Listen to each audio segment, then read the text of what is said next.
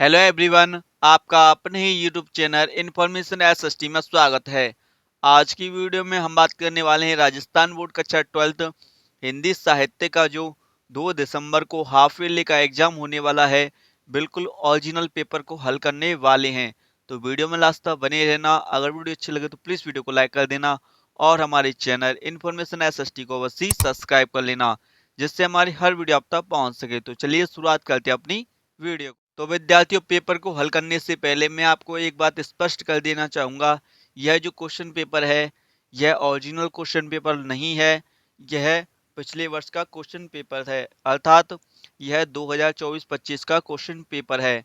परंतु अगर आपने यह वीडियो देख ली तो कम से कम आपके 7 से 8 क्वेश्चन बिल्कुल एज इट इज 2 दिसंबर को हिंदी साहित्य के पेपर में आएंगे, क्योंकि इस वर्ष के जो क्वेश्चन पेपर हैं वो सभी कम से कम 7-8 क्वेश्चन 2024-25 और 2023-24 के पूछे जा रहे हैं।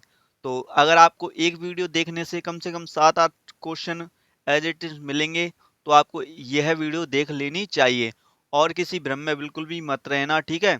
और आपको पढ़ाई करनी है और हम आपको बिल्कुल भी भ्रमित नहीं करना चाहते, ठीक है। बिल्कुल भी आपकी पढ़ाई को डिस्टर्ब नहीं करना चाहते, और इस वीडियो को अपने मित्रों तक ज़्यादा से ज़्यादा शेयर भी कर देना।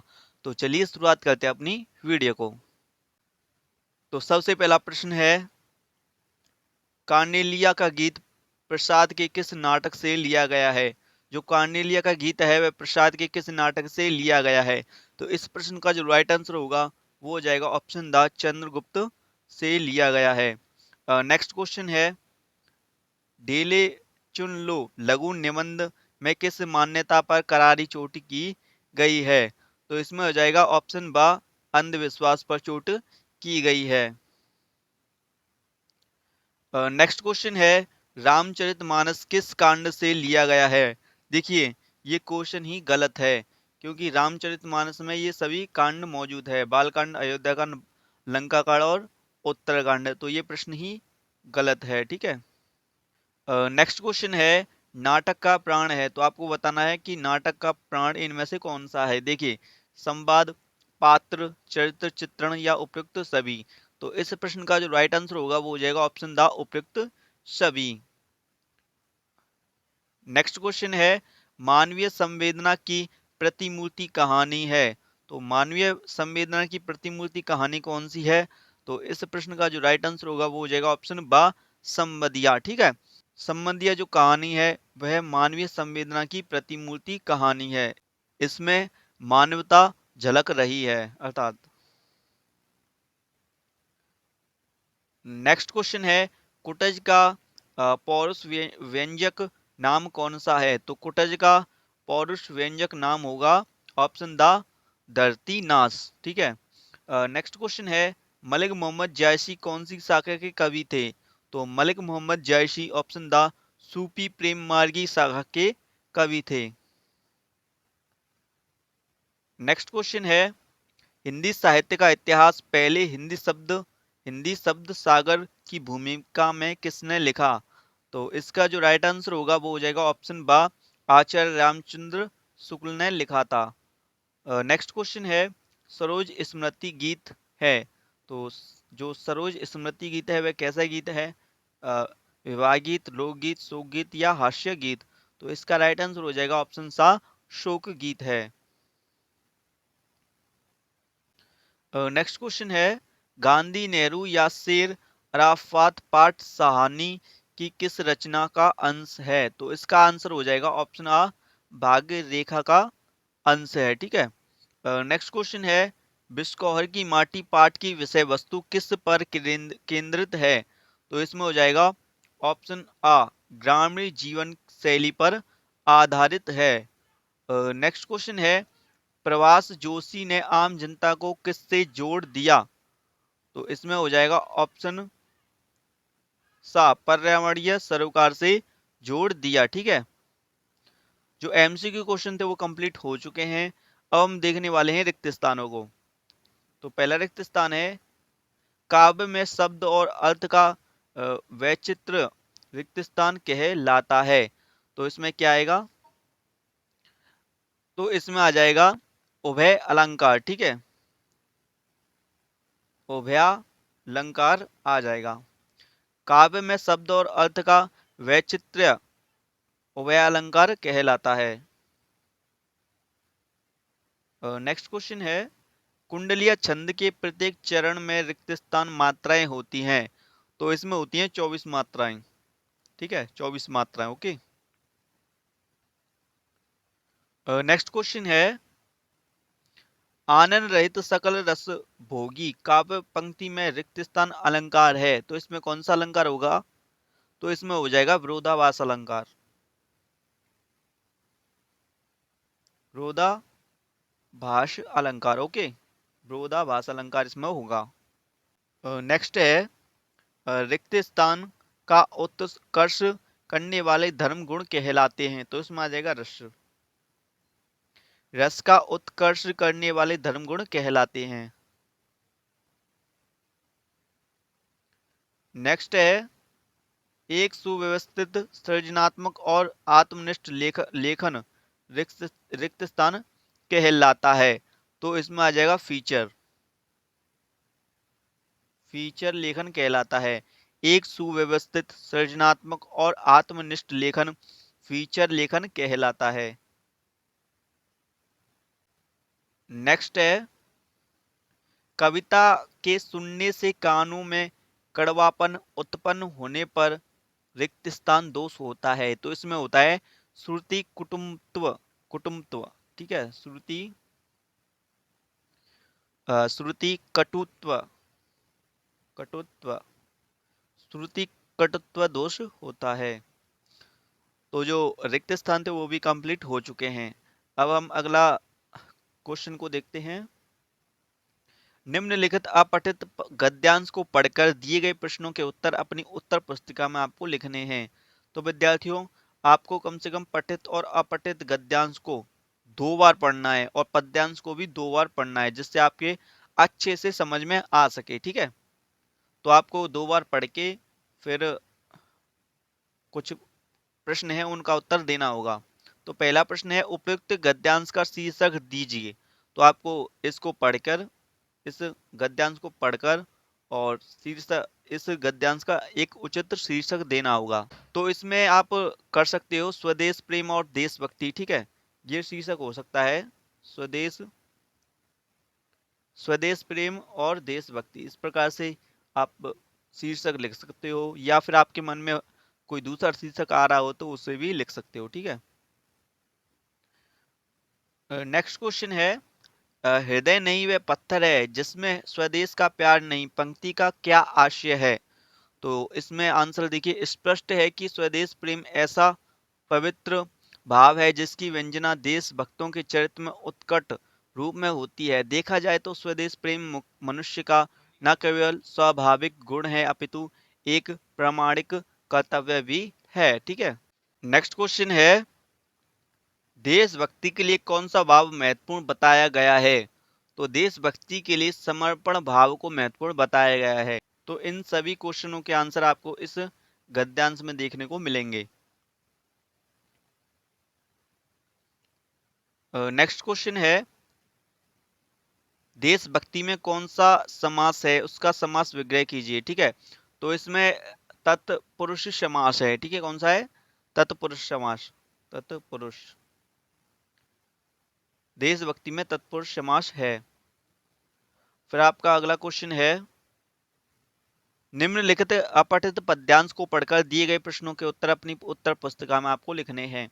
तो इसको कम से कम 2 बार पढ़िए आप अच्छे से। तो इसके क्वेश्चनों को देखते हैं हम। पहला क्वेश्चन है, उपयुक्त पद्यांश का उचित शीर्षक लिखना है आपको। तो इसका उचित शीर्षक हो जाएगा मानव धर्म और मानवता का संदेश, या फिर मानवता का सच्चा स्वरूप। इस प्रकार से कर सकते हो। नेक्स्ट क्वेश्चन है, मनुष्य ने समाज में कौन सी विसंगति उत्पन्न कर दी है? तो मनुष्य ने अपनी बनाई हुई भाषा, जाति, धर्म के कारण समाज में कई प्रकार की विसंगतियां और भेदभाव पैदा कर दिए हैं। इस प्रकार से। नेक्स्ट क्वेश्चन है, कवि ने किसका शोधन करने की बात कही है? तो कवि ने मनुष्य द्वारा समाज में उत्पन्न भाषा, जाति और धर्म जैसी विसंगतियों की खोज शोधन करने की बात कही है।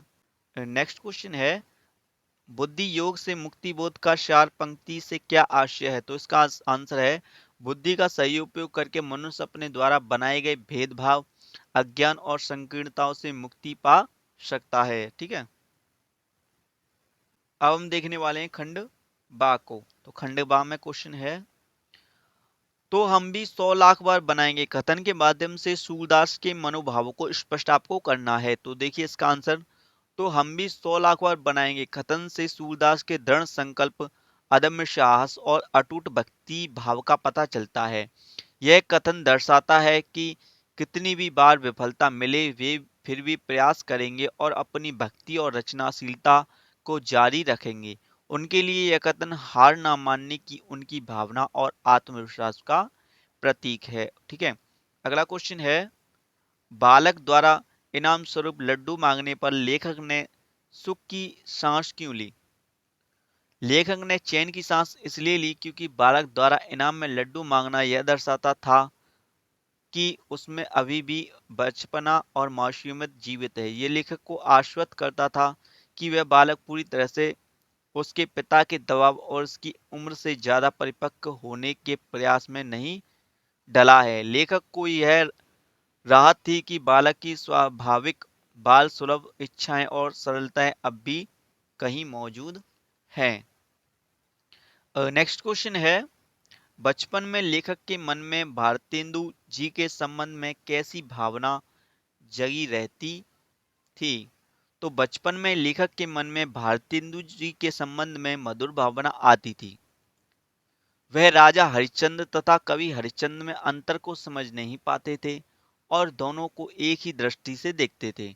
यदि कोई उनके सम्मुख हरिश्चंद्र का नाम लेता तो उनके सम्मुख उन दोनों से युक्त मिले मिले जुले भावों का उद्भव होता था। इसी कारण उनके मन में एक माधुर्य भाव का संचार होता था।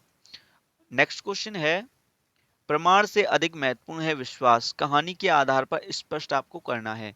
प्रमाण से अधिक महत्वपूर्ण है विश्वास, कहानी के अनुसार विश्वास कई बार प्रमाण से अधिक महत्वपूर्ण हो जाता है क्योंकि लोग बिना किसी प्रमाण के भी विश्वास के सहारे ही आगे बढ़ते हैं। ठीक वैसे ही जैसे रोजगार दफ्तर में जाने वाले बिना प्रमाण के ही यह विश्वास कर लेते हैं कि उनकी समस्या का समाधान हो जाएगा, यह विश्वास उन्हें एक झूठी उम्मीद की ओर ले जाता है और वे उस पर आंख मूंद कर भरोसा कर लेते हैं, भले ही वहां उन्हें नुकसान पहुंचेगा। ठीक है, फिर आपका अगला क्वेश्चन है, निम्न पंक्तियों का काव्य सौंदर्य आपको स्पष्ट करना है। ठीक है, तो आप देख सकते हो इन्हें, छल छल थे संध्या के श्रमकण, आंसू से गिरते थे प्रति क्षण, मेरी यात्रा पर लेती थी नीरवता अनंत अंगड़ाई। ठीक है, ऐसे ही आपका शब्द करोगे। नेक्स्ट क्वेश्चन है, मीडिया की भाषा में बीट का क्या तात्पर्य है? तो मीडिया की भाषा में बीट का मतलब किसी पत्रकार के लिए निर्धारित किया गया वह विशेष क्षेत्र या विषय है जिसकी रिपोर्टिंग करने की जिम्मेदारी उसकी होती है। यह संवाददाताओं के बीच काम का विभाजन है जिसे उनकी रुचि और विशेषज्ञता के आधार पर किया जाता है, जैसे कि राजनीति, खेल, शिक्षा, मनोरंजन आदि। ठीक है, बीट इस प्रकार का होता है।